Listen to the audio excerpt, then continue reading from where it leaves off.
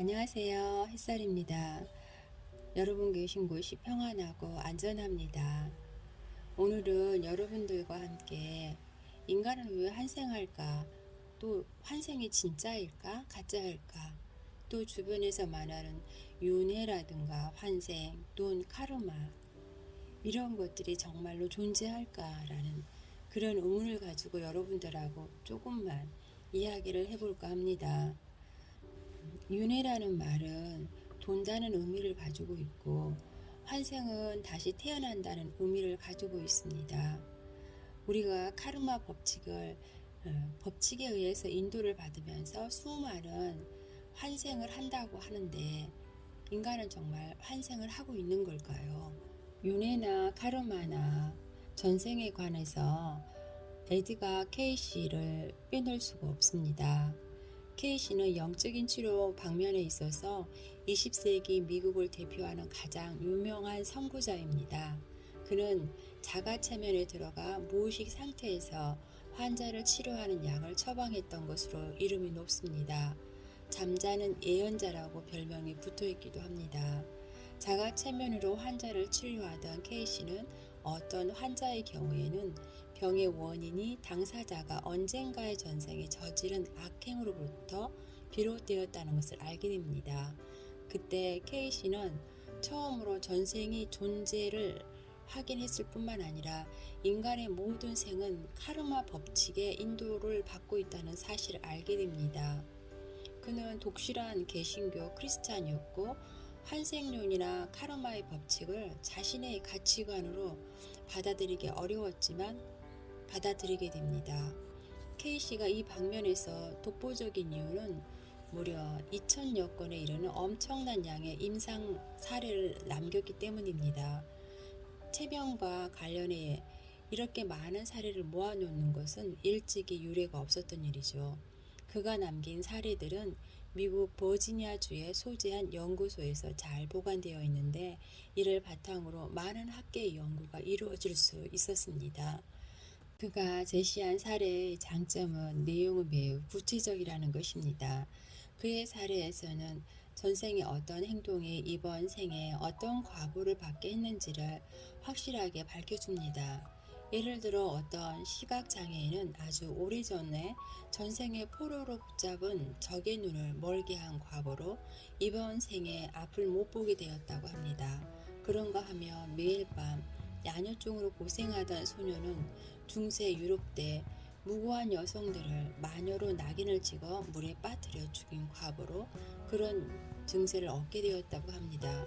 물론 이러한 예들은 검증이 불가능하기 때문에 진실인지 아닌지는 판단할 수 없습니다. 하지만 확실한 인과관계를 보여주어 카르마 법칙의 연구에 많은 도움을 주고 있습니다. 케이시의 사례가 더 귀중한 것은 그가 카르마의 인과관계를 밝히는 데에서 그친 게 아니라 그 치유까지 제시하고 있는 사실입니다. 야뇨증 소년의 예에서 케이시가 제시한 치유법은 소년의 엄마에게 아기가 잘 때 몇 분 동안 너는 친절한 사람이고 앞으로 여러 사람들을 도울 거야 하고 속삭이는 것이었습니다. 몇 달 이렇게 하자 아이의 증세가 많이 완화되었다고 합니다. 이처럼 내남자가 이전 생에 행한 부도덕한 언행으로 인해 이번 생에 장애나 고통을 겪고 있는 경우 K씨는 그 치유 방법으로 참회 혹은 회개할 것을 종용합니다. 카르마 법칙의 취지와 부합합니다. 카르마의 법칙이란 도덕적 인가론입니다. 우리가 도덕적으로 이탈했을 때 카르마 법칙은 이런 식으로 개입해 우리에게 고통을 줌으로써 도덕성을 찾도록 도와줍니다. 한국인은 불교와 가깝게 지내왔기 때문에 환생이나 전생이라는 단어와 매우 친숙합니다. 그렇지만 정작 인간이 환생하는 것을 믿느냐고 물으면 선뜻 그렇다고 답하는 사람은 그다지 많지 않습니다. 우리가 받아온 과학적인 교육의 영향으로 인간이 죽었다가 다른 인간으로 다시 태어난다는 사실을 받아들이기가 힘든 것입니다. 서양의 과학은 모든 것을 실험을 통해 검증해야 믿을 수 있다고 주장합니다. 우리가 다른 인격으로 환생하는 것은 실험할 수 있는 것이 아닙니다. 당연히 검증할 수도 없습니다. 그러니 못 믿겠다는 거죠.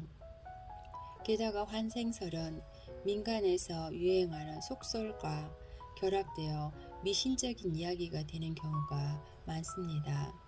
가장 대표적인 예가 사람이 죄를 지으면 동물로 환생한다는 것입니다. 특히 민간 불교에서 이 같은 이야기를 이런 이야기가 널리 전해지고 있습니다. 사정이 이런 탓에 사람들은 환생설 자체를 아예 부정하거나 미신 혹은 속설에 불과하다고 생각합니다.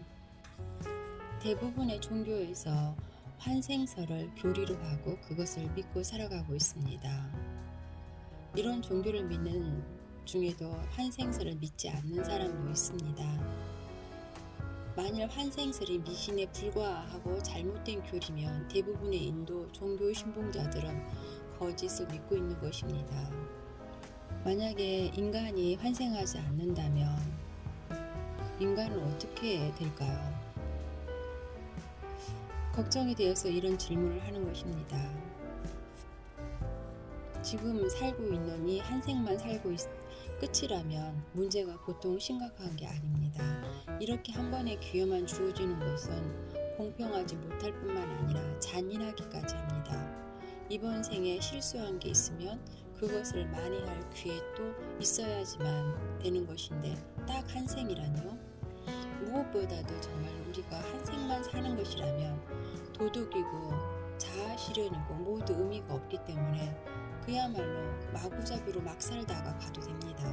어차피 죽으면 아무것도 남지 않고 끝인데 굳이 윤리를 지켜가면서 힘들게 살 필요가 어디에 있습니까? 인간의 삶이라는 것이 이렇게 생각하면 허무하기 짝이 없고 더 나아가 퇴폐로 흐르기 십상입니다.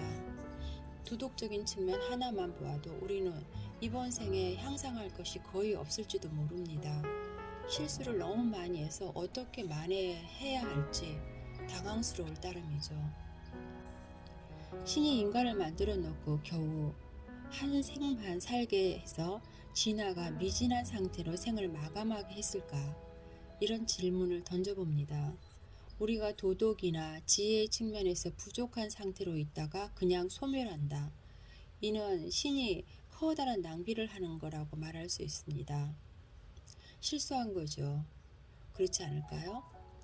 공연히 이 우주에 인간이란 존재를 산출해 놓고 인간으로 하여금 온갖 고통만 겪게 하고 부질 없이 생을 마감하게 한다면 이는 여기서 우리는 인식 전환을 깨볼 필요가 있습니다.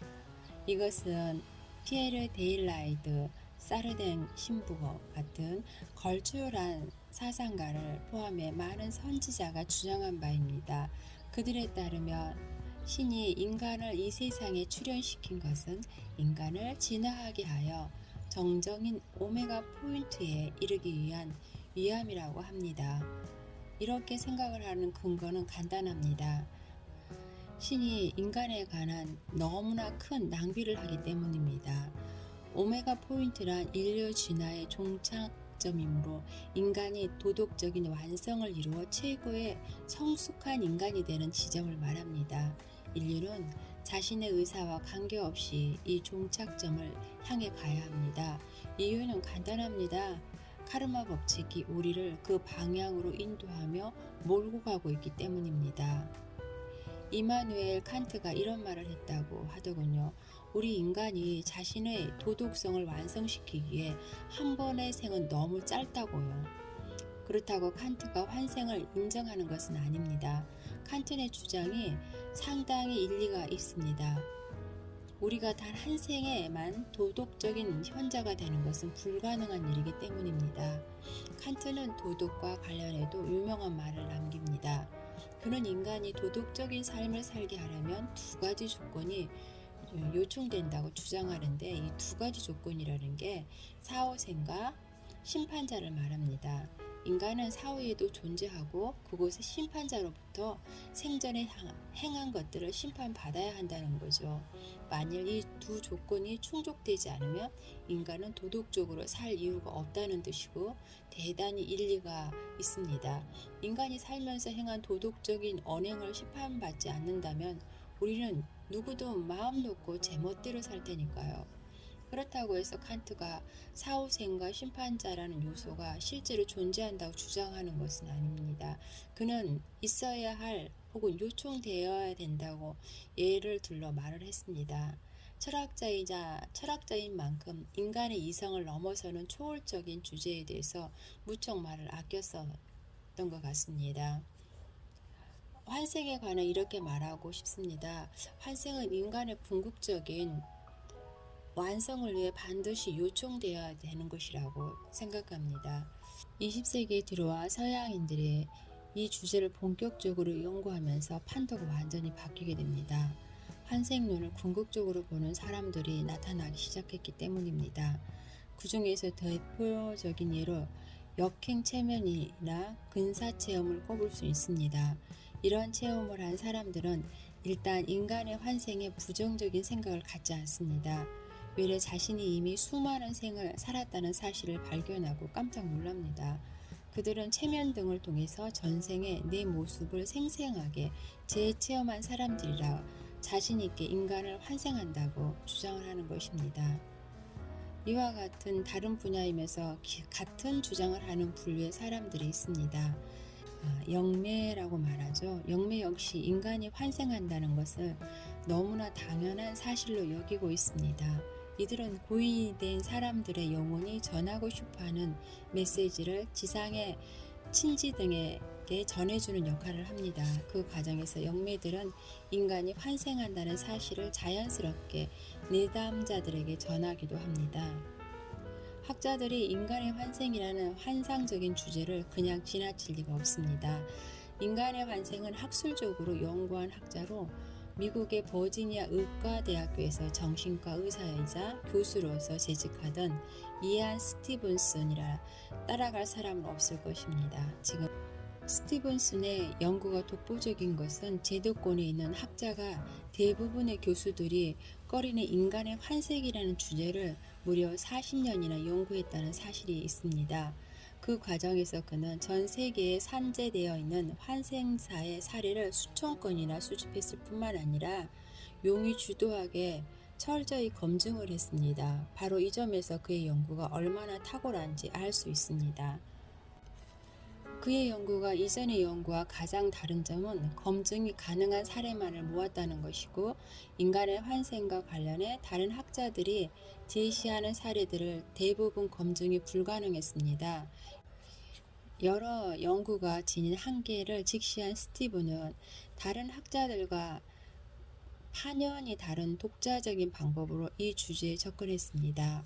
바로 전생을 기억한다고 하는 어린이들을 연구 대상으로 삼은 것입니다.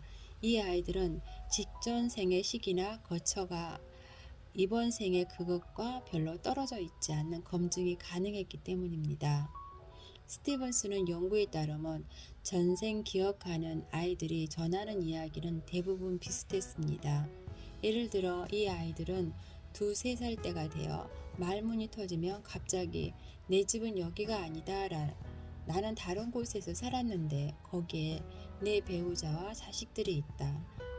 나를 거기로 데려가 달라고 하는 식의 생경한 이야기들을 계속합니다. 이런 말을 듣고 실제로 스티븐스는 연구팀이 그곳을 찾아가 친밀하게 검증해 보면 그 아이가 말한 대로 직전 생에 가족이 살고 있는 게 사실로 판명됩니다. 아이는 직전 생에 가족을 두고 일찍 세상을 떠났고 얼마 안 돼 다른 환경으로 환생했던 것입니다. 이러한 사례 가운데 가장 많이 알려진 것은 2차 세계대전에 미국 전투기 조종사로 참전했다가 이오지마 전투에서 일본군의 폭탄을 맞고 추락해 사망한 제임스 허스턴 주니어의 예입니다. 그는 다시 미국에 환생해 이번 생에는 제임스 레이닝걸이라는 이름을 갖고 있었습니다. 조사 당시 그는 6살이었다고 합니다. 레이닝걸은 불에 타서 죽은 악몽을 자주 꾸었습니다. 이는 전생에 폭탄을 맞아 불에 휩싸여 추락한 전투기 안에 있던 자신을 기억하는 것이었습니다. 그뿐만 아니라 그는 낮에도 이따금 자신의 전쟁에 대해 이야기했다고 합니다. 그런가 하면 비행기에 대한 지식도 엄청났는데 그의 모친이 비행기에 대해 잘못 알고 있던 정보를 바로잡아주기도 합니다. 전생의 전우들의 이름을 뚜렷이 기억했는데 실제로 이들을 찾아보니 그의 말이 모두 사실로 판명되었습니다. 이 사례는 하도 드라마틱해서 2004년 4월 15일자 미국 ABC 뉴스에서도 다루었다고 합니다. 한국 TV에서도 방영된 적이 있습니다.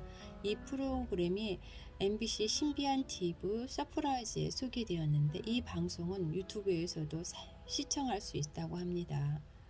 이렇듯 인간의 환생이 존재한다는 증거는 많습니다. 그래서 믿어라 믿지 말라고 말할 필요도 없습니다. 윤회는 영적 승화를 위해 이루어집니다. 믿을 수 없다 해도 어쩔 수 없습니다. 때가 되면 누구나 다 알게 됩니다. 그래서 마음 공부가 필요하고 현재의 삶에서 깨닫고 이루어내야 할 일이 무엇인지 질문이 필요합니다. 질문할 때 우리를 돌보는 천사들은 분명히 답을 주게 되어 있습니다. 사람을 통해 혹은 환경을 통해서 도와주고 있습니다. 우리가 믿지 않고 또 우리가 질문하지 않기 때문에 우리가 답을 찾지 못하는 것 뿐입니다. 여러분 사시는 곳이 평안하고 안전한 이유는 늘 우리를 돌보는 이들이 계시다는 것입니다. 감사합니다.